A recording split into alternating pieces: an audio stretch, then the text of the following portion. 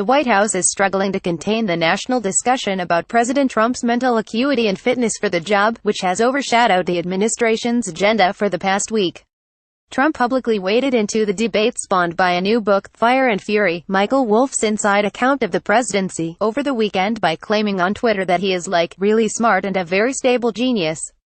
In doing so, the president underscored his administration's response strategy by being forceful and combative, while also undermining it by glee entering a debate his aides have tried to avoid. Trump privately resents the now regular chatter on cable television news shows about his mental health and views the issue as an invented fact and a joke, much like the Russia probe, according to one person who recently discussed it with him.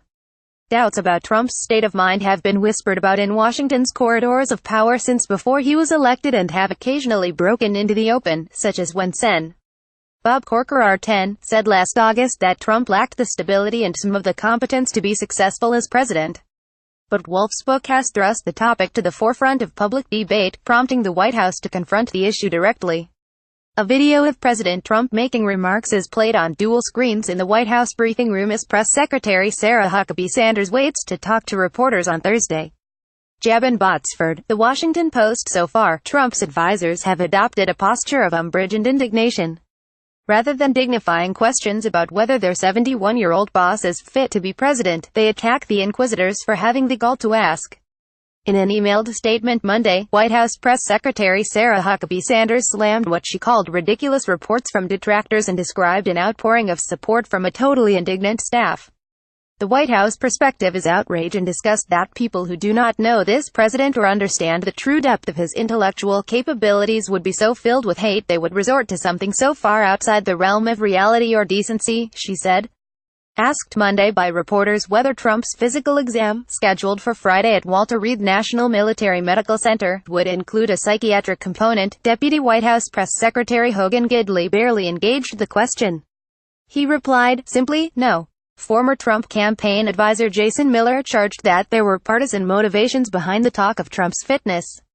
The political left wants this to become a debate about made-up attacks against the president rather than the president's successes and the success of the country, he said. This is a pretty pathetic move. White House officials are trying to present Trump as hard at work doing his job. A long-planned working retreat at Camp David over the weekend became a showcase for the commander-in-chief. White House Chief of Staff John F. Kelly says President Trump speaks during a meeting with lawmakers at the White House last month. Salwan George, The Washington Post. The traveling pool of reporters was invited to the presidential getaway in Maryland, where Trump parried their questions Saturday while Vice President Pence, cabinet members and Republican congressional leaders flanked him with approving nods and applause. Just from a visual standpoint, it shows a very united front, one White House official, who spoke on the condition of anonymity to share an internal assessment, said of the Camp David news conference. Everyone's on the same page. There are no fractures. From an optics standpoint, it works very well. Scott Reed, a veteran Republican strategist who works for the U.S. Chamber of Commerce, said Trump can best help extinguish emerging doubts by advancing his policy agenda, including proposals for new spending on infrastructure projects. This needs to move beyond talking heads and be met with action and discipline, Reed said. U.S. Ambassador to the United Nations Nikki Haley also fired back against critics on ABC's This Week on Sunday, emphasizing the president's accomplishments rather than his state of mind.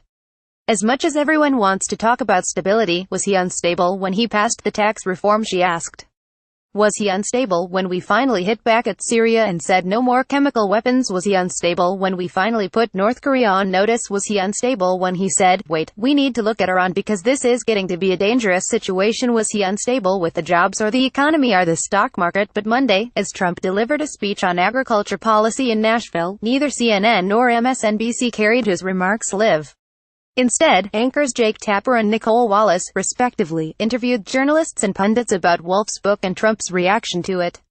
Some Trump allies voiced frustration that the White House does not appear to have implemented a scale crisis communications plan. When you raise an issue like the mental acuity of the president, there is no organized effort to push back, said one ally, who spoke on the condition of anonymity to talk candidly. How do you disprove a fallacy? After several days of blanket coverage of Wolff's book, the Republican National Committee sent some talking points to Trump allies Friday evening. The memo, titled Pundit Prep, urged Trump's defenders to first focus on jobs, and offered tips on discrediting Wolff and his tome. The document did not address how to answer questions about Trump's fitness for office. White House officials said organizing a public response has been relatively easy, as administration aides and allies have been naturally frustrated and eager to push back. A number of cabinet members and other people who have worked closely with Trump over the years have come forward with testimonies of the president's mental capacity. He is absolutely no different than the day he got elected, and he has used this unconventional but very effective manner of managing for the 30 years that I've known him in business, finance, media and now governing. Thomas J. Barrack Jr., Trump's longtime friend and inauguration chairman, said in an interview Monday. "It's not mental instability," Barrack added. "It's management by controlled and orchestrated chaos." Agriculture Secretary Sonny Perdue said Monday on Hugh Hewitt's radio show that his boss is focused, he's determined, he's a business guy.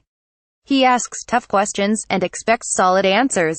When Hewitt asked if Trump was really smart, as the president claimed in his tweet, Perdue replied, "I think he is really smart.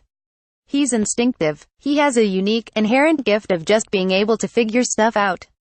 It's like street smarts." CIA Director Mike Pompeo, appearing Sunday on CBS's Face the Nation, talked about Trump's engagement during the near-daily intelligence briefings that Pompeo helps deliver. "We engage in complex conversation about some of the most weighty matters facing the world," Pompeo said, adding, "He asks really hard questions. He delivers policy outcomes based on the information that we provide him." A more combative defense came from Stephen Miller, Trump's senior policy advisor, who tangled with Tapper on Sunday on CNN's State of the Union. Miller trashed Wolf as a garbage author of a garbage book. "One of the other tragedies of this grotesque work of fiction is its portrayal of the president," Miller said. "The reality is the president is a political genius." As Miller repeated himself again and again, he and Tapper began talking over each other, and the interview grew so contentious that the CNN host eventually cut it, and Miller's off. Afterward, Miller was delighted. He told others he was proud of his performance and thought the exchange went well. So did the president, who chimed in with Twitter praise, saying his policy advisor had destroyed the fake news Tapper. Josh Dawsey contributed to this report.